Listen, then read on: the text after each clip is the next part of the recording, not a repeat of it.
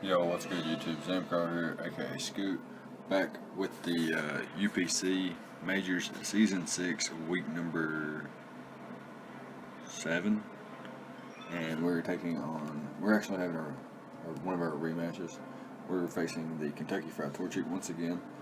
The team with the Celestilla, the Embor, and the Mega Altaria, that team.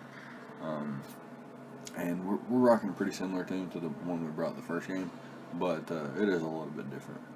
Um, so let's go over my opponent's team once again, so you can just recap on what my opponent has.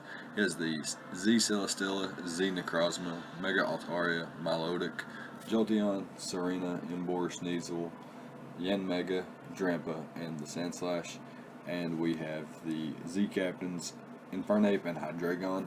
We have Clefable, Bronzong, Superior, Zapdos, Donphan, Snorlax, Pukamaku, Mega Banette, and Vivillon. And this week we have chose to bring a Infernape that's speed creeping base 95 Pokemon, max attack for maximum damage output, and then put the rest in bulk. No specific survival rate with 104 EVs and HP. We do have the Blaze ability and the Titanium Z for the all-out pummeling with the close combat, so very powerful all-out pummeling. Swords Dance, Fire Punch, Close Combat, and Poison Jab. My opponent has like no Pokemon resist both Dual Stab other than Mega Altaria, and I do have the Poison Jab for that. I think I packed Mach Punch in the first match, but there was actually no scenario where I might have needed that, and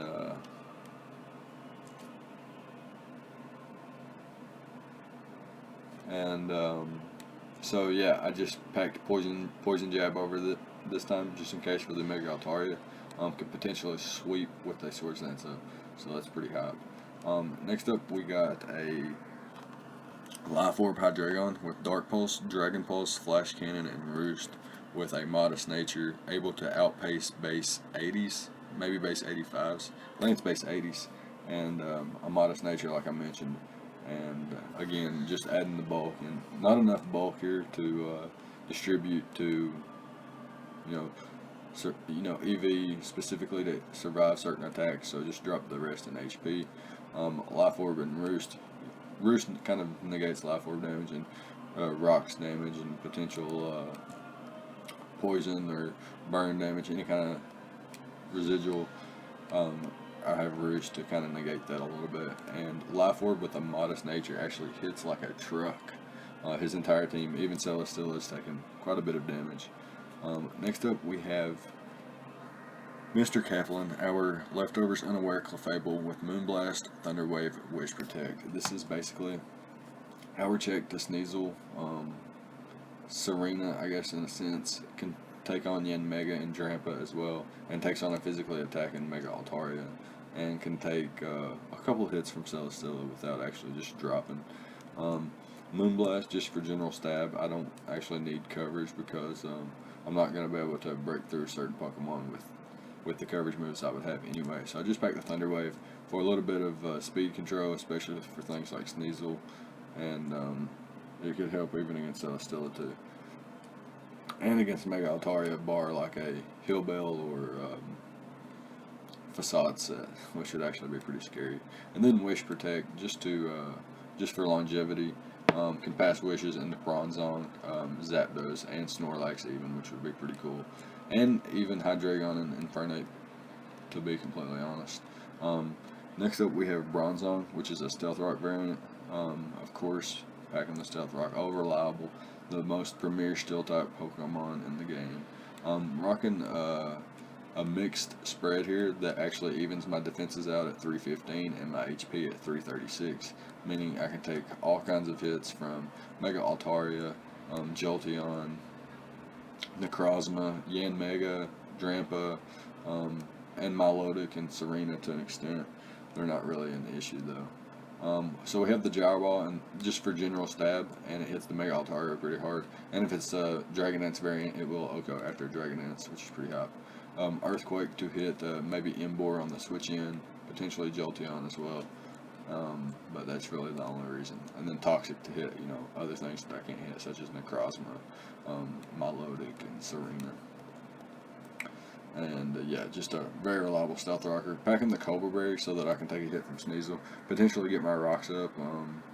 Like if he leads Sneasel, he could potentially be a taunt variant and want to taunt me, and I could just go ahead and click that gyro ball, get a knockout, or I could just click gyro ball, and even if he does click knocked off, I do have the Cobra Berry, so that's pretty hot. Next up, we have our ace in the hose Zapdos. I call it the ace in the hose just because of the mind games it causes, especially with discharge and pressure, and having longevity of its own roost. So leftovers, pressure, U-turn, discharge, roost, and defog.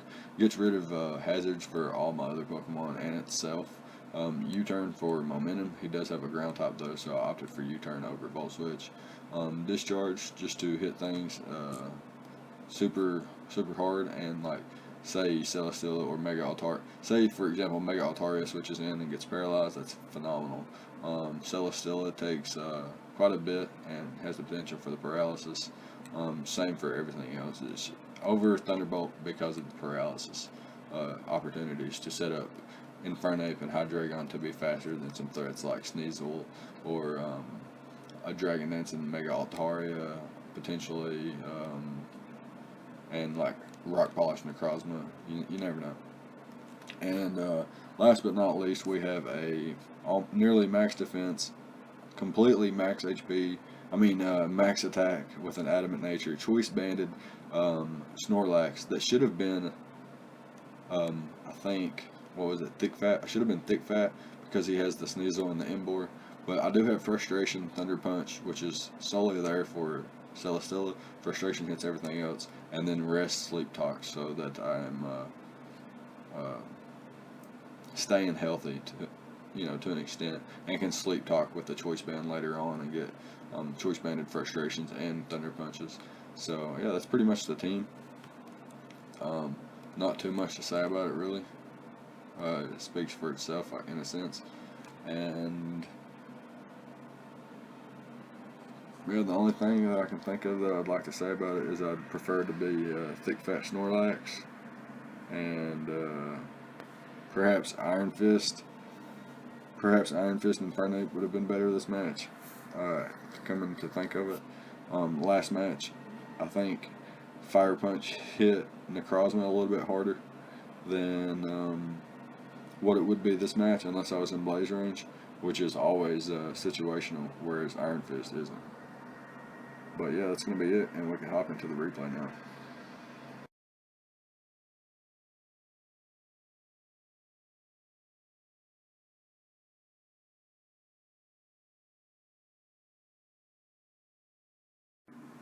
Alright, so here we are with the replay. My opponent chooses to bring the Necrozma, Mega Altaria, Emboar, Sneasel, Drampa, and the Celesteela, and we brought the team that we just talked about in the Prep Talk video part of the, or Prep Talk segment of the video, and yeah, so potential leads for him are Necrozma with Rocks or Sneasel with Taunt. That being said, Clefable is a pretty solid lead for me. Bronzong as well, since I do have the Cobra Berry. However, I think Clefable is my best lead, and if he leads something like Celesteela, I have Zapdos. If he leads something like Emboar, I do have ways to pivot around a Flare Blitz potentially. So yeah, let's just lead off with Clefable and see what he wants to lead with. And he actually leads with the Emboar, so we're going to protect here and see what he wants to lock himself into if he's a choice variant. He does click Flare Blitz, so we're going to switch out to Hydreigon, predicting to go for it again. And he does 61% here, revealing that he's very offensively invested and potentially a choice band variant. Here we're just going to click the Roost and get our health back, and we can just hard switch out to our Zapdos here. Not really fear anything from the Celesteela. The worst it could have done is Toxic there. That would have been a worst case scenario. Here we can just U-turn out.